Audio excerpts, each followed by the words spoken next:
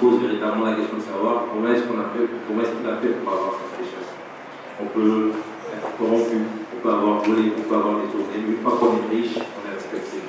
Et malheureusement, ce sentiment est très ancré au sein de la société polonaise. Comment est-ce qu'on peut faire pour déconstruire ça? Je crois que sans ça, les jeunes, nos petits frères, nos petites sœurs, mettront également en avant la valeur du matériel et détriment des autres symboles qui ont beaucoup plus de valeur que les autres. Merci. Donc, vous voyez, ce n'est pas tout, il y a l'impunité. Nos dirigeants qui roulent en 4x4, vous allez dire, où ont-ils trouvé le fric? Un ministre, même en gagnant 1 500 000 francs, ne veut pas payer une 4x4 à 50 millions. Les moins chers, qui sont un peu luxueux. Il ne peut pas. Donc, celui qui fait ça, il faut faire comprendre aux gens que ce sont des voleurs de la République. Hein? Il faut leur faire comprendre que si on est dans la misère, c'est que ces gens, ils contribuent énormément en volant le fruit de notre travail à tous. Et justement, il faut changer l'échelle des valeurs. Parce que ce qu'on constate aujourd'hui, c'est que ces gens-là sont les référents de la jeunesse. Il roule en 4x4. Il a 50 maîtresses. Il va tous les week-ends à Paris avec 3 maîtresses. Et les gens, celui-là, celui-là, celui-là. Alors qu'en réalité, il faut faire en sorte de demander qu'on nous donne le minimum décent. Lorsque nous travaillons, que nous ayons un minimum de salaire décent pour vivre, nous soigner, nous occuper de nos enfants, etc. Mais tant que cela ne demeurera pas, eh bien, il y a aussi la corruption. Hein? On achète les gens. Regardez, des cartes se font acheter. Vous voyez, au niveau de... Quand la démocratisation a dans ce pays-là, quand on achetait des gens, on se disait que bon, c'était les plus pauvres qui allaient être achetés. Je me souviens lorsque, au cas, la dictature a commencé à faire son marché au niveau des députés fripons, eh bien, c'est les plus pauvres qui étaient ciblés par certains, je ne sais pas pourquoi. Eh bien, c'est ceux qui étaient financièrement les plus nantis qui ont été achetés. Les plus pauvres ont refusé. Même il y a un instituteur là, petit instituteur, c'est une personne âgée très respectable, mais ils l'ont tellement harcelé, il a dit non. Mais c'est ceux qui avaient un peu de sous qui se sont laissés acheter. Et même, je me souviens, le OHCR, des gens voulaient mettre des verrous comme quoi ceux qui veulent être président de la République, ils doivent posséder un certain nombre de millions, etc. Les chenapans qui ont dit ça, effectivement, parce qu'eux, ils avaient des sous, ils éliminaient la partie de la population qui était désargentée. Au nom de quoi? Si l'argent doit devenir un instrument de discrimination, ça ne va pas. Hein? Et j'ai dit, non, il n'est pas question que vous mettez ce truc-là dans les textes de loi. Hein? C'est insensé. Parce que si vous voulez des gens riches, ben on n'a qu'à laisser le RPT au pouvoir. Donc il faut que nous puissions réfléchir et que les cadres puissent parler. Parce que j'étais à la même fin de parler, les gens disaient, mais pourquoi au niveau de l'université, on n'entend que Kwakouvi et Abedouama? Et tous les autres, est-ce qu'ils sont? Vous voyez, je dis, mais c'est une question à 1000 fois. Je dis que c'est le carriérisme, hein, l'opportunisme, et la trahison qui gangrène les cadres, même dans toute l'administration. On n'ose pas parce que, j'attends d'être directeur. Hein. Si je fais ça, on ne me nommera pas directeur. Si je fais ça, on ne j'aurai pas ceci. Si je fais pas, je fais ceci. Écoutez, vous êtes fonctionnaire, vous travaillez, non, c'est tout. Hein. Le directeur, on vous nomme comme on peut vous enlever quand on veut. Mais vous êtes un poste, vous travaillez. Et puis, et le pays. Voilà le problème. Il faut que chacun à son poste fasse ce qu'il doit faire. Comme je l'ai dit tout à l'heure, on n'a pas à dire aux gens ce qu'ils doivent faire, qu'ils ne commencent par faire ce qu'il ne faut pas faire.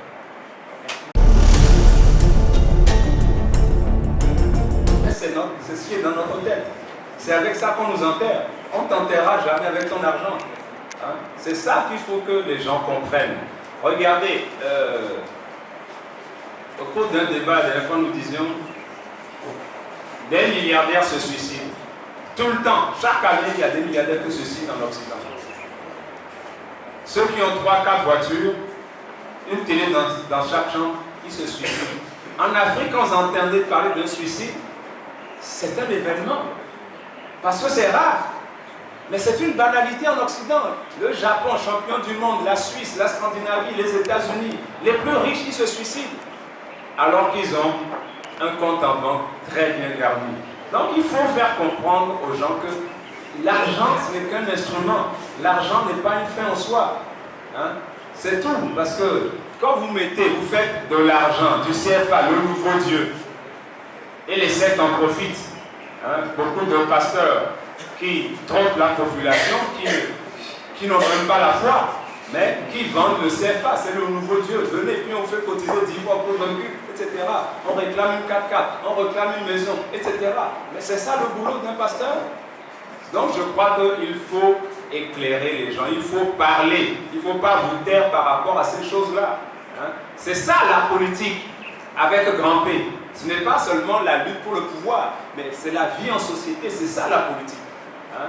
Et comme l'a si bien dit Aristote, qui a donné la meilleure définition de la politique, c'est la gestion du bien commun. Hein? Quand le bien commun déraille, hein, à travers nos associations, à travers l'université, à travers les religions, à travers le comportement des cadres, des journalistes, des élèves, des étudiants, etc.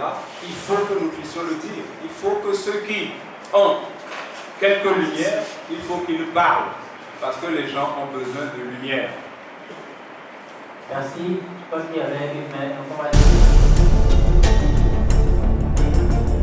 Savoir, il faut que les dirigeants s'abonnent au savoir. Il ne s'agit pas seulement de réfléchir aux bouteilles de whisky, de champagne à commander et réfléchir à des élections frauduleuses. Comment je vais encore organiser la prochaine fraude? Non, il faut qu'ils réfléchissent au savoir, qu'ils lisent, qu'ils s'instruisent. Des gens ont le savoir. Malheureusement, quand les gens vont, même à l'université, comme conseiller là-bas, mais ils se comportent comme des magouilles.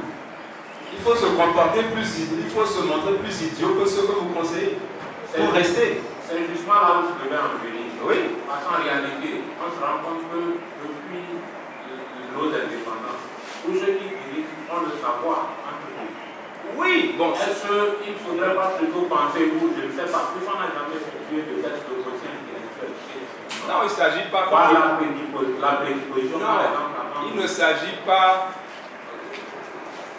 de la culture, de l'enseignement, du niveau, mais c'est-à-dire comment vous allez réunir des gens.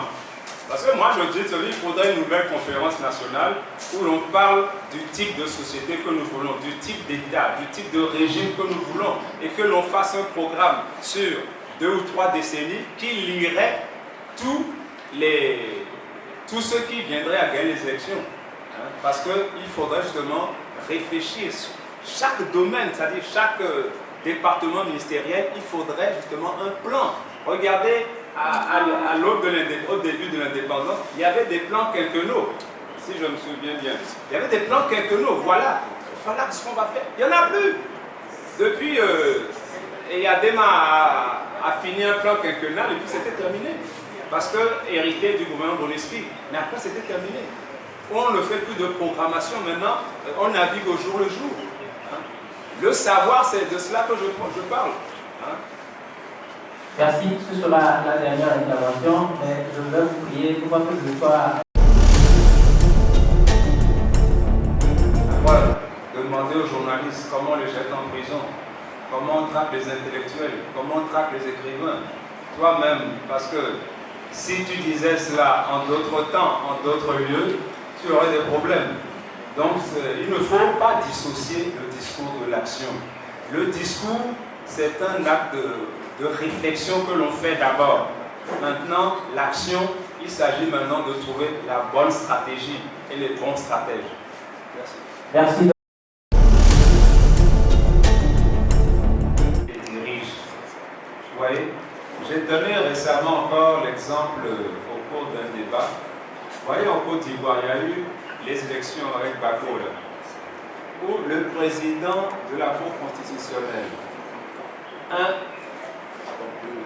soi-disant grand professeur d'université, professeur de droit, il a proclamé 2 présidents élus en l'espace de 3 mois.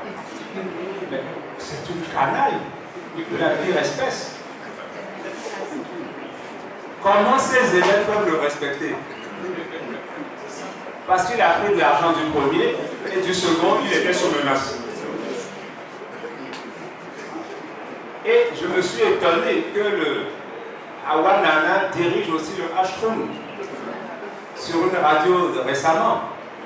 Mais le bordel qu'il a foutu en 98, en fuyant ses responsabilités. Parce que nous avons l'habitude en Afrique de prendre les responsabilités, c'est-à-dire tout ce qui est avantage. Le gros salaire, voiture, chauffeur, climatisé, les voyages, etc. Mais quand il y a des risques, on se défile. Alors, vous devez tout prendre. Les avantages des risques, quitte à vous faire flinguer. Regardez, prenons en Côte d'Ivoire, quand je donne l'exemple du président de la CENI, ou Sénat, je ne sais pas comment il appelle, sous l'élection Gbagbo et Gueye.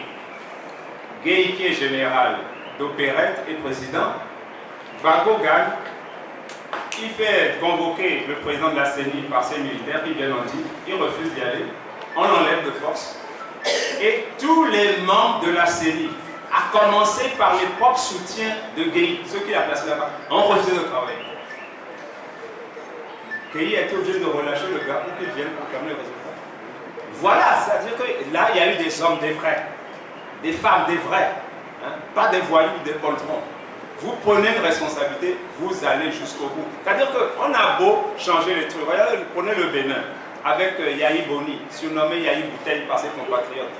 Parce qu'il a le verre, il est vous voyez, le Bénin n'a jamais été aussi corrompu que ce Yahi Boni.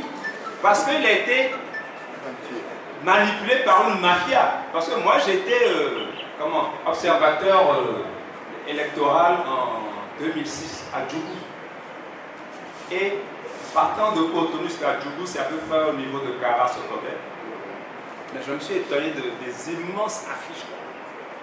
Dans chaque ville à Cotonou, c'était bourré. Et chaque village qu'on traversait, même entre les villages, il y avait de moins 3-4 candidats. Où est-ce qu'ils ont trouvé des sous comme ça? Les gens ont dit, mais tu n'avais compris. C'est la mafia qui les finance. La mafia nigériane, la mafia des Libano-Syriens, la mafia béninoise elle-même et la mafia chinoise. Tous. Et sans prendre la mafia béninoise. Donc, vous voyez, des gens comme les Talons, les Ajavons, etc., c'est eux qui ont financé. Ce qui fait que le bonhomme devait renvoyer l'ascenseur. Et quand il y a eu querelle avec Talon, c'est que Ajavon, d'autres ont voulu prendre sa place, etc. Donc, vous voyez, tout ce qui se passe, le bonhomme n'est pas libre. Donc, vous voyez, même quand il y a des semblants de démocratisation, ça ne règle pas le problème. C'est pour ça que j'ai dit, il faut qu'il y ait des hommes, des vrais. Comme il disait tout à l'heure, qui prend-on comme ministre? On prend des ouïa-ouïa, des gens qui ne peuvent rien faire. Quand ouïa-ouïa est ministre, regardez, une fois, on a nommé un ministre de la culture dans ce pays. Des artistes, des gens sont venus. Ah oui, il ne sait pas quoi faire. Quelqu'un qui n'a jamais lu un livre de sa vie. Et on dit le ministre de la culture. Mais qu'est-ce que vous voulez qu'on fasse des ouïa-ouïa? C'est pas possible. C'est pour ça qu'il faut que nous réfléchissions et même les profils, qui peut être ceci, qui peut être cela. Et puis, vous voyez, en Afrique, vous êtes à la maison, on dit, bon, vous êtes en train de déjeuner, puis les communiqués passent, Kofi est nommé ministre de la dossier. Et il saute jusqu'au plafond avec sa femme. Ah, waouh, Doudouba, oui, c'est bien. Alors que le gars n'a jamais réfléchi sur le département. On demande à chacun un programme sur ce département. C'est comme ça qu'on fait dans les pays où les gens réfléchissent. Ton département, tu es à la santé. Qu'est-ce que tu vas faire pour la santé? Programme, présente un truc et chiffre-le.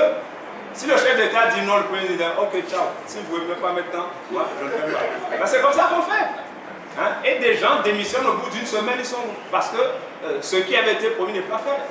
Mais si on ne démissionne jamais, encore, nous pouvons le faire. Bon, nous,